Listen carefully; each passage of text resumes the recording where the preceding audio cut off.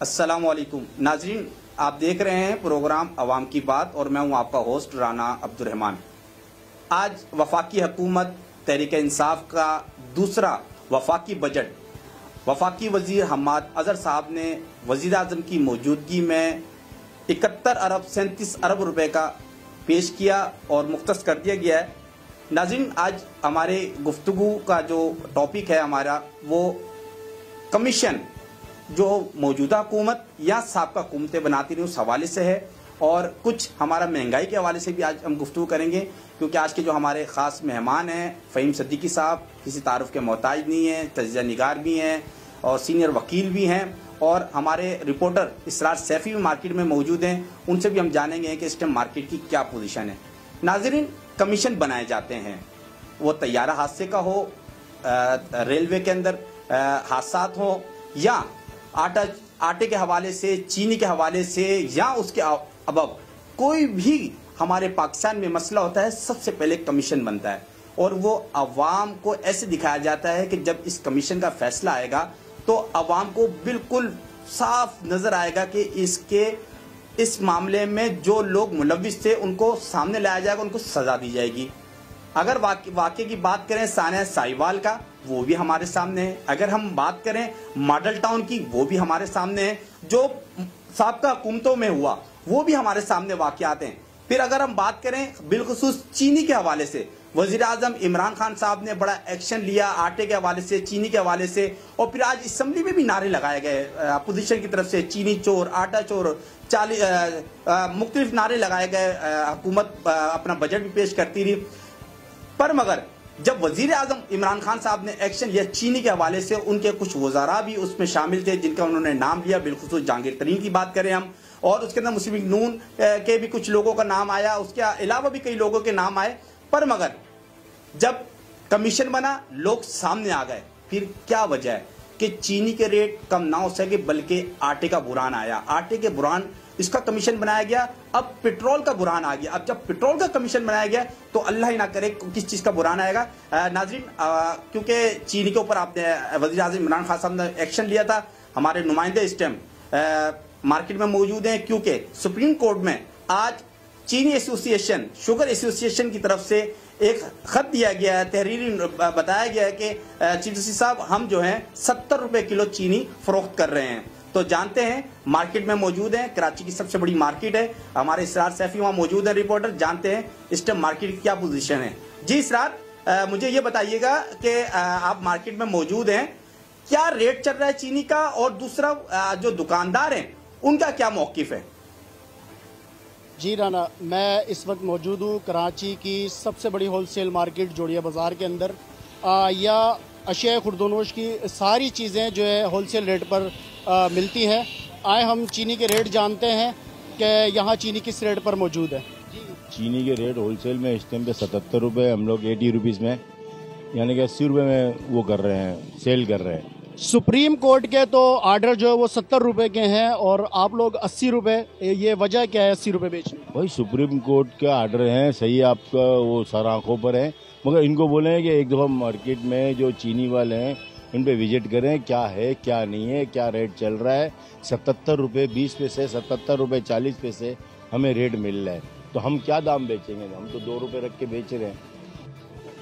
पीछे से महंगी आ रही है, 77 रुपये की चीनी जो है फरोख्त कर रहे हैं और 77 रुपये की चीनी हम बेच रहे हैं यहाँ पर, क्योंकि पीछे से महंगी आ रही है, इस वजह से हम 77 रुपये की बेच रहे हैं। इसरार, मुझे ये भी बताइएगा कि दुकानदारों का जो मौकिफ था, मजीद क्या कह रहे हैं वो? जी राना, हमने दुकानदारों का मौकिफ जाना। दुकानदारों का कहना यह है कि चीनी हमें अभी पीछे से महंगी मिल रही है, 77 रुपये हमें पीछे से मिल रही है, इसलिए हम 80 रुपये जो है वो चीनी फ़रोख्त कर रहे हैं। जैसे हमें पीछे चीनी मालकान से चीनी सस्ती मिलेगी तो इंशाल्लाह हम भी आगे चीनी 70 रुपये पे, जैसे गवर्नमेंट का आर्डर है, उस पर फ़रोख्त करेंगे। जी राना, शुक्रिया। नाजरीन, ये थे हमारे इसरार सैफी जो मार्केट की रिपोर्ट बता रहे थे कि जहां पे सुप्रीम कोर्ट को भी गुमराह किया जा रहा है चीनी शुगर एसोसिएशन की तरफ से, क्योंकि आज उन्होंने सुप्रीम कोर्ट में खत बताया है, तहरीरी दरख्वास्त दी और साथ बताया है कि हम जो है चीनी 70 रुपये बेच रहे हैं। और अभी आपने मार्केट की एक पोजीशन देख ली, मार्केट में जो होलसेलर है वो खुद कह रहे हैं कि 77 रुपये से कुछ पैसे हमें मिल रही है और हम मार्केट में 80 रुपये दे रहे हैं, और जो छोटे दुकानदार हैं वो 82, 83, 84, 85 हर बंदा एक अपने रेट दे रहा है। ACDC या उसके अबव और दूसरे इदारे कोई भी ऐसा नहीं नजर आता कि जो इन अशियाओं को, खुर्दनोश अशियाओं को कंट्रोल करे और आवाम को सस्ते दामों दी जाए। नाजरीन, कमीशन के हवाले से बात कर रहे थे कि कमीशन बनता तो है, उसके ऊपर अमल दरामद नहीं हो पाता। अगर किसी कमीशन के ऊपर जब अमल दरामद होने लगता है तो फिर सजाएं नहीं दी जाती। तो इसी सिलसिले में हमारे साथ मौजूद हैं फ़हीम सिद्दीकी साहब। हम उनसे जानते हैं क्या वजह है। जी फ़हीम सिद्दीकी साहब। जी अब्दुल रहमान, बहुत शुक्रिया आज के प्रोग्राम में आपने मुझे इनवाइट किया। आपका जो सवाल है कि मुख्तलिफ जो इश्यूज़ हैं, जैसे कि प्यारा हादसा केस है, इससे पहले जो है वो चीनी स्कैंडल के हवाले से जो एक केस बना, फिर उससे पहले जो है आटा कमीशन बनाया गया। ये तमाम कमीशन जो है वो बेसिकली एक फेडरल गवर्नमेंट एक्ट है, उसके तहत ये इंक्वायरी कमीशन जो है वो तश्कील दिए जाते हैं। लेकिन मसला ये है कि इन कमीशंस के अगेंस्ट में होने वाली जो भी रिपोर्ट्स हैं वो हुकूमत वक्त की जो है सवाबदीद होती है कि वो पब्लिक किया जाए या उसको ना किया जाए। इससे पहले जो हुकूमतें कायम रहीं या जो हुकूमतें रहीं, उन्होंने ऐसी बेशुमार जो है वो कमीशंस रिपोर्ट दबा कर रखी और बेशुमार जो है पब्लिक ओपिनियन इस सिलसिले में रहा कि इस सिलसिले में ये रिपोर्ट्स जो है पब्लिक की जाएं ताकि आवाम को पता चले कि उनके साथ क्या मामलात हुए। लेकिन इससे पहले जितनी भी हुकूमतें रहीं, उन्होंने आवाम की एक ना सुनी और जो है वो ऐसी तमाम कमीशन रिपोर्ट्स दबा कर रखी गई। पहली बार मैं समझता हूं कि पाकिस्तान तहरीक इंसाफ ने 3-4 मुख्तलिफ इशूज के ऊपर कमीशन तश्कील दिया और इसमें जो सबसे अच्छी चीज मुझे नजर आती है कि उन्होंने ये तमाम कमीशन रिपोर्ट्स जो है वो पब्लिक की। और अभी भी त्यारा हादसा केस जो है वो शायद 22 जून को जो है वो पब्लिक करने का जो है ऐलान किया गया है।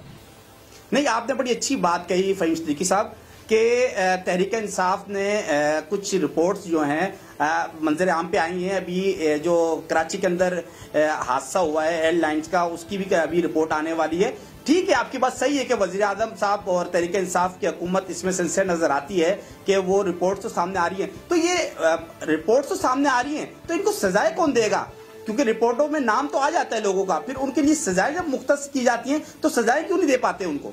इस सिलसिले में मजीद मैं ये कहना चाहता हूं कि आपका ये सवाल कि जी ऐसी कमीशंस का फायदा क्या होता है जिसमें जो जिम्मेदारान हैं उनके खिलाफ कोई कार्रवाई नहीं होती है या उनके खिलाफ जो है किसी किस्म का एक्शन नहीं होता है। बिल्कुल कानूनी तौर पर ये कुछ इश्यूज हैं और मैं समझता हूं कि हुकूमत पाकिस्तान को भी और तमाम सूबाई हुकूमतों को इस सिलसिले में कानून साजी करनी चाहिए और न सिर्फ कमीशन बनाएं बल्कि उस कमीशन की कोई इम्प्लीमेंटेशन का भी कोई एक फार्मूला जो है वो बनाया जाए ताकि ये जो असल जो उसके जिम्मेदारान होते हैं इन वाकयात के या जो पब्लिक जो राइट्स को खा जाते हैं या उनकी वजह से जो आवाम को नुकसान होता है जो कमीशन रिपोर्ट्स में बताया जाता है उनको करार वाकई सजा दी जा सके।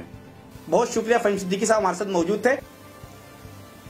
नाजरीन, वजीर आज़म इमरान खान साहब का नोटिस चीनी के हवाले से और फिर हमारे जो रिपोर्टर हैं कराची की सबसे बड़ी मार्केट जोड़िया बाजार होलसेलर में मौजूद थे, वो हमें बता रहे थे। फिर फ़हीम सिद्दीकी साहब से भी हमारी गुफ्तगू हुई, उनसे भी हमने कहा कि कमीशन के हवाले से बताएं तो बहुत तज्जिया रखते हैं, उन्होंने भी आगाह किया आप लोगों को। नाजरीन, आज एक और वाक़या हुआ है सुप्रीम कोर्ट में जो बड़ा दर्दनाक है। वजह यह है कि वैसे ही पहले ही कोरोना और दूसरी वबाओं की वजह से लोग बड़े परेशान हाल हैं, कारोबार बिल्कुल बंद है। ऊपर से आज सुप्रीम कोर्ट ने सेक्रेटरी रेलवे को बुला के उनके ऊपर बरहमी का इजहार किया है और उन्होंने एक साथ ये भी कहा है कि ये जो काम चोर हैं रेलवे में उनको निकाला जाए। उनकी जो तादाद बताई गई है सुप्रीम कोर्ट की तरफ से 76,000 छांटियों का हुक्म दे दिया रेलवे में। ये भी एक बड़ा संगीन मामला होगा आने वाले दिनों में, क्योंकि स्टील मिल का भी मामला आने वाला है और उनको देखते हैं कि वो किस रुख बैठता है मामला।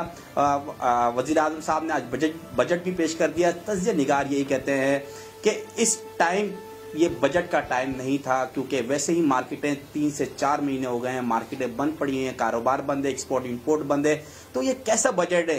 और बजट भी मुख्तस कर दिया गया है, ठीक ठाक बजट है। किस तरीके से रेवेन्यू लेंगे, किस तरीके से सारे मामलात को देखेंगे, किस तरीके से टैक्स जमा करेंगे, किस तरीके से एक्सपोर्ट इंपोर्ट से कमाने वाले जो मामलात होंगे वो किस तरीके से देखे जाएंगे। ताजिर बहुत परेशान है, तज्जा निगार बहुत परेशान है। नाजरीन, हम अल्लाह ताला से दुआई कर सकते हैं, अल्लाह हमारे मुल्क पे हिफाजत पाए, क्योंकि पूरी दुनिया की मार्केट क्रैश हो चुकी है। और आप देखें कि हमारे पास आटे का बुरान, चीनी का बुरान और अभी जो है पेट्रोल का बुरान चला। शुक्र है कि उसके ऊपर भी थोड़ी सी कमी होने लग गई है। PSO ने अपना पेट्रोल देने की कोशिश की है।